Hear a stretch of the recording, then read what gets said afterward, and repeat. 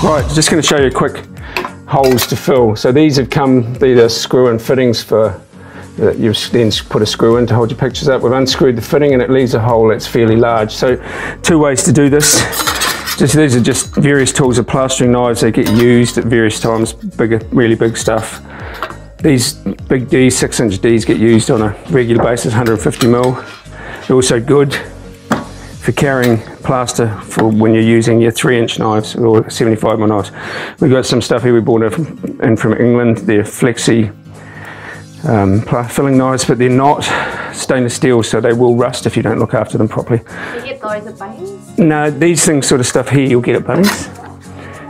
These ones aren't from Bunnings, but these you can go in there and buy them, and they're just in the plaster where the plasterboard stuff is, tools are. You'll find this same sort of stuff. So there's 2 ways. Bit of plaster. So this one we could just do this. Now that's good if you're not in a hurry, because that's going to take, being that size, that's going to take a day to dry, or 3/4 of a day to dry or something, so you're not going to be able to touch that again till later on. So the other option you have is to use Builder's Bog.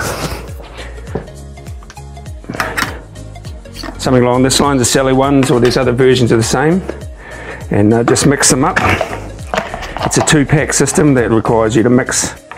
You know, the instructions are there. The beautiful thing today is everything's on the internet. If you're a little unsure of something, jump on the web and see what someone's doing, and they'll show you how to do it to a way that will make you reasonably proficient at what you're up to. So we would mix this up, we'll just get a little bit out. Really strong smell. Yeah, it is strong smelling, so it may be, if you're not, you might want to find yourself some sort of a mask to wear if need be, but we don't worry about it too much.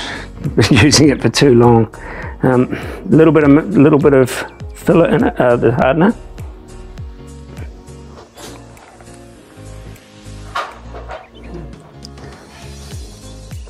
And just mix it. It'll change colour. What you're after, the redder it is, the pinker it is, or redder it is, the faster this is going to set. So that would set in probably a few minutes time. If I just left this sitting here, it'll be hard in a couple of minutes time. So we're now going to do that. I'm going to use that as our first base on the filler. So the reason behind it is that this now will set.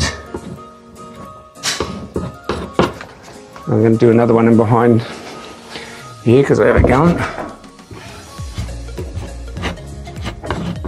Yeah, if you've got a number of holes, try and get them all prepped up and ready to go so you can do it all at the same time.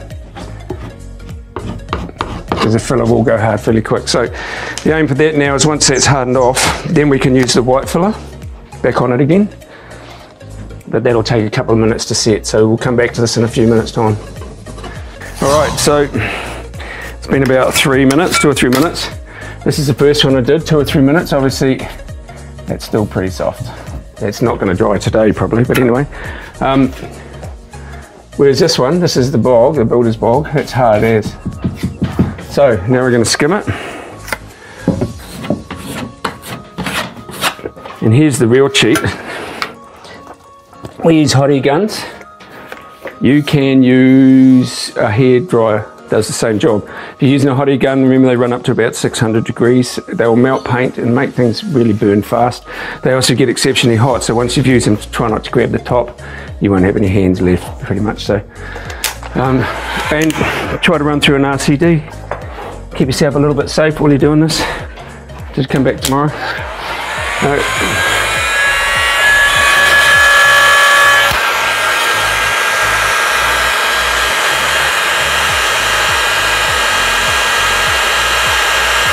it's starting to heat up now.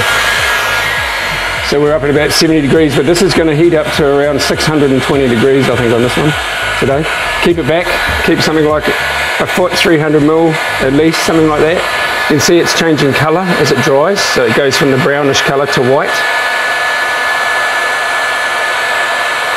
Right. So we're at 590 degrees. Right, so that's dry. We'll put that out of the way. Please don't kick it or stand on it if you've got kids. Don't let them be anywhere near it. And then let's do it again. Just some fill up. Skim it again. This time we're going a bit wider, to get a flat surface. The thing is to try and, if you filled wide, you can sand it and end up without, that won't show up. If you just do that one area, you might find you're going to end up that shows that one area because it'll be a high patch. So the high patch we're trying to create is over a whole wide distance. So we'll skim it.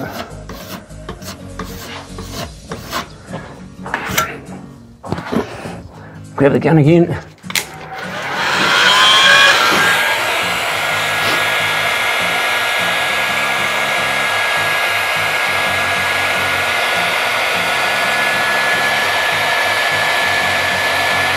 You see straight away it's starting to dry, it's starting to turn white here.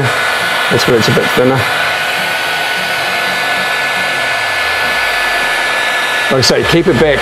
It will melt this paint and the paint will just bubble up, and then you're going to have to scrape that off and prime it and more filler and play around with it. So aim is just to keep it further and further back as it dries.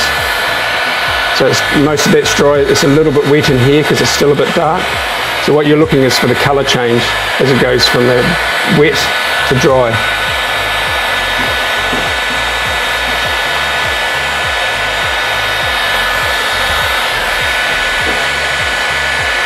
If you're going to put your hand in there, make it quick. Better still get rid of your heat.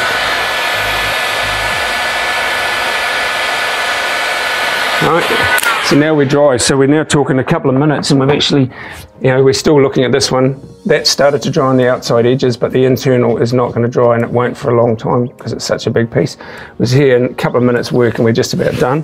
We want a bit of 180 grit sandpaper. 180, I think this is 120, but 180 grit is better because it's a finer finish. And we're just going to sand around it. And what you're after is to get that outside edge smooth and level, and just over the top just to flatten the thing out.